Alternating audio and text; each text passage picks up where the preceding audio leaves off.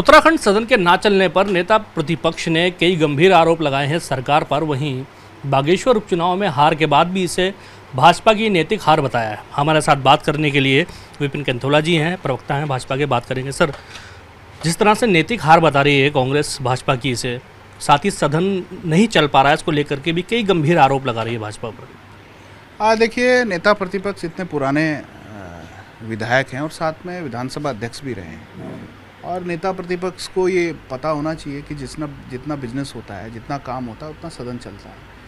और आज कांग्रेस जिस प्रकार की बातें कर रही है, नैतिकता की दुहाई दे रही है, तमाम चीज़ें कर रही है, कांग्रेस को अपने शासनकाल में देखना चाहिए कि इन परंपराओं को कांग्रेस ने कैसे निभाया है। भारतीय जनता पार्टी तो जो परंपराएं हैं, जो इस प्रदेश की जो चीज़ें हैं, जो इस प्रदेश की पहचान है, उसको स्थापित करने में लगी हुई है। कांग्रेस केवल और केवल मीन मेख निकाल रही है। अपनी हार का ठीकरा, जिस प्रकार से कांग्रेस हारी है, अपनी हार का ठीकरा, अपने मिसमैनेजमेंट का ठीकरा, वो जनता पर, जो जनता ने जो अपार समर्थन भारतीय जनता पार्टी को दिया है, डबल इंजन की सरकार के काम पर मोहर लगाई है, धामी जी के काम पर मोहर लगाई है, उसको पचा नहीं पा रही है। हार को पचा नहीं पा रही है कांग्रेस, तो इस प्रकार के आरोप प्रत्यारोप कर रही है।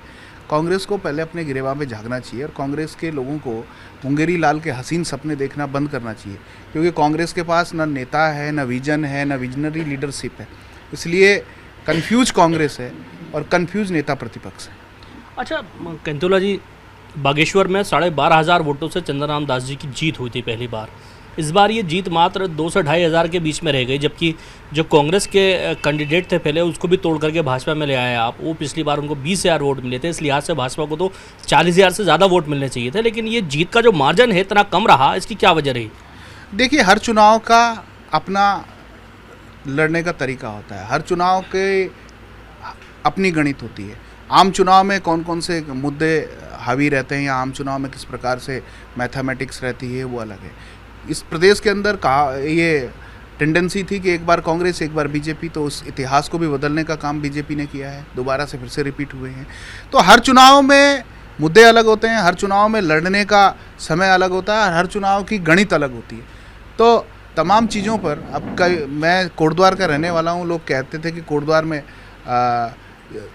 जो कैंडिडेट हैं वो इस प्रकार से जीतते हैं, उस प्रकार से जीतते हैं, या फिर कहते थे कि उत्तरकाशी की जो गंगोत्री सीट है, जो उसको जीतता है उसी की सरकार बनी है। सारे मिथक तोड़ने का काम किया।